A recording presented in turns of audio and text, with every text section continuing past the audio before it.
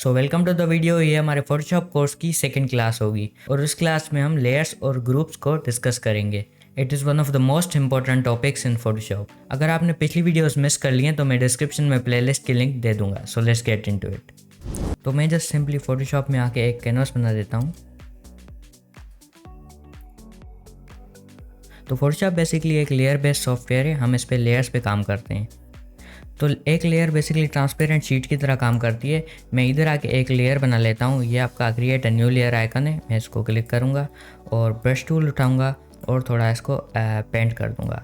और मैं एक और लेयर बनाऊँगा और उसमें मैं ब्लू कलर फिल करके थोड़ा सा पेंट कर दूँगा और मैंने बैकग्राउंड ट्रांसपेरेंट कर दिया। अब आप जैसे कि देख सकते हैं कि मैं इन दोनों लेयर्स को कंट्रोल कर सकता हूँ और अलग अलग। अगर मैंने एक ही लेयर पे ये सारी चीज़ें बना दी होती तो मैं इनको इंडिविजुअली मूव नहीं कर सकता।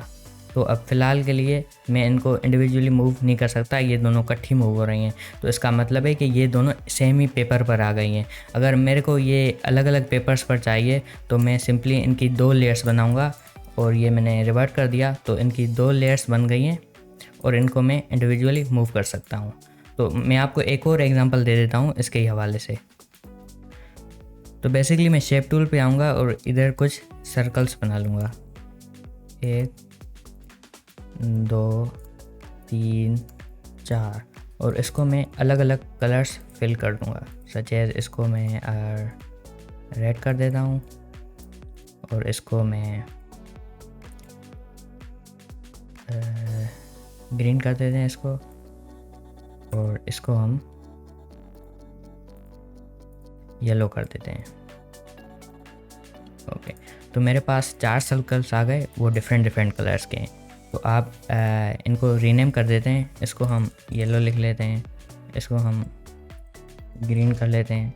अगर आप नेम चेंज करना चाहते हैं लेयर का तो बेसिकली आपको उसके ऊपर डबल क्लिक करके टेक्स्ट के ऊपर चेंज कर देना है। तो इसको मैं रेड कर दूंगा और इसको मैं ब्लू कर दूंगा।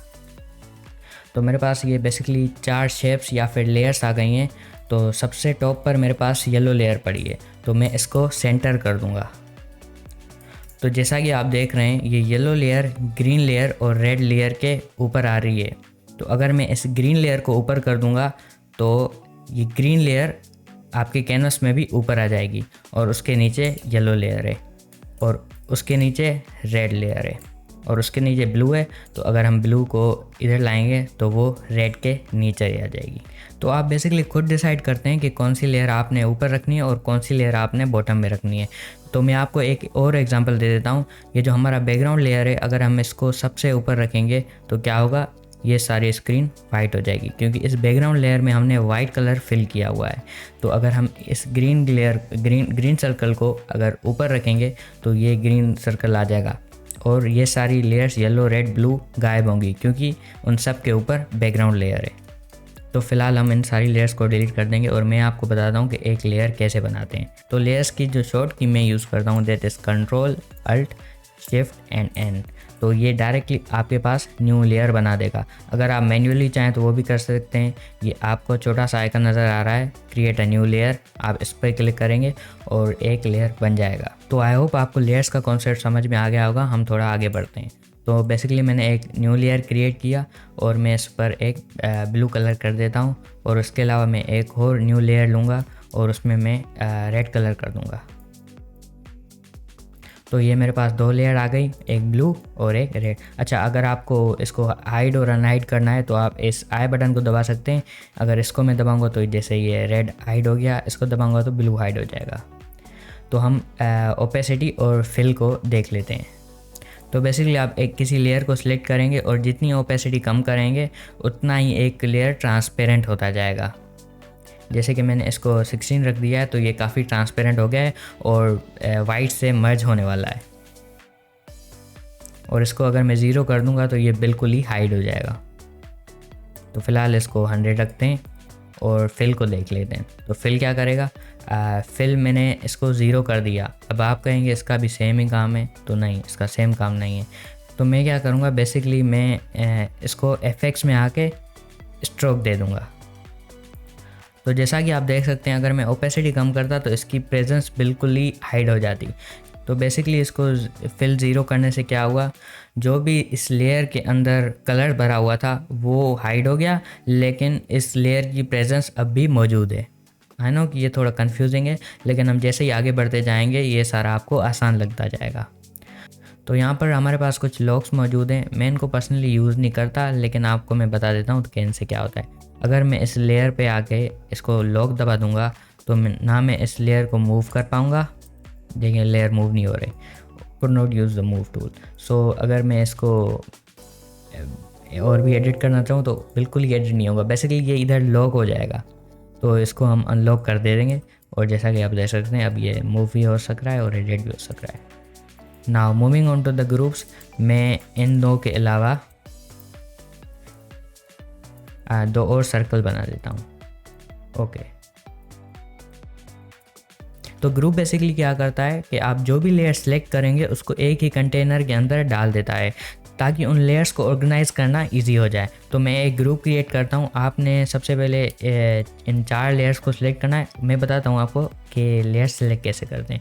सो आपने क्लिक करना है और शिफ्ट होल्ड करना है और लास्ट लेयर पे क्लिक करना है, तो ये सारी लेयर जो है सिलेक्ट हो जाएंगी। या दूसरा तरीका भी है, अगर आप एक एक करके करना चाहें तो आपने अपने कीबोर्ड पर कंट्रोल दबाना है और इस पर लेयर पर क्लिक करना है, इस लेयर पर भी क्लिक करना है और इस लेयर पर भी क्लिक करना है। तो ये बेसिकली आपकी 4 लेयर्स सिलेक्ट हो गई हैं। तो आप नीचे आके ये जो थर्ड लास्ट ऑप्शन है आपने इस पर क्लिक करना है, तो ये एक ग्रुप बना देगा। या फिर अगर आप चाहें तो अपने कीबोर्ड पर Ctrl G भी दबा सकते हैं, ये भी उसको ग्रुप कर देगा। तो जब मैं इन लेयर्स को मूव करूँगा ये सारी इकट्ठी मूव हो सकती हैं। अब आप कहेंगे तो ये तो सारी एक ही पेपर के ऊपर मर्ज हो गई, लेकिन ऐसा नहीं है। अगर मैं चाहूँ तो इस ग्रुप को फर्दर ओपन करके एक एक लेयर को भी ऑर्गेनाइज कर सकता हूँ, तो इसका ये फ़ायदा है। तो अगर मैं इसको छोटा बड़ा करना चाहूँ तो मैं वो कर सकता हूँ। तो आज की वीडियो के लिए इतना ही। हम आ जाते हैं अपने चैलेंज पे। तो आपको कुछ ऐसा बनाना है, मैं लेयर्स स्केटर कर दूँगा और आपको मैं डिस्क्रिप्शन में लिंक दे दूँगा ताकि आप इसको खुद ऑर्गेनाइज करें। सो एंड रिज़ल्ट में आपने कुछ ऐसा बनाना है। तो मैंने इसको स्केटर कर दिया है, जैसे कि आप देख सकते हैं इन सारों की अलग अलग लेयर्स आ गई है। तो आपको क्या करना है, इसकी PSD ओपन करनी है। मैं डिस्क्रिप्शन में इसकी लिंक दे दूंगा। तो आपको सिखाता हूँ कि एक PSD ओपन कैसे करते हैं। तो मैं इसको कैंसिल कर दूंगा फ़िलहाल के लिए। ओपन आऊँगा, डेस्कटॉप पे आऊँगा जहाँ मैंने ये सेव किए, ये PSD है, मैं इसको क्लिक कर दूँगा तो ये PSD ओपन हो जाएगी। तो इन चारों को आपने सही जगह पर रख कर अपना चैलेंज कम्प्लीट करना है। तो चैलेंज कंप्लीट करने के बाद आपने कमेंट में अपने इमेज की लिंक देनी है और मैं आपको दिखा देता हूँ कि एक इमेज कैसे सेव करते हैं। फाइल में आना है आपने और आपने सेव एज कर देना है और आप जहाँ भी सेव करें, मैं डेस्कटॉप पे ही कर रहा हूँ, और आपने सेव टाइप एज PNG कर देना है और आपने सेव कर देना है। ओके, तो ये बेसिकली आपके डेस्कटॉप पे सेव हो गया। तो that was it for the video. Please do let me know if you have any questions and see you on the next one.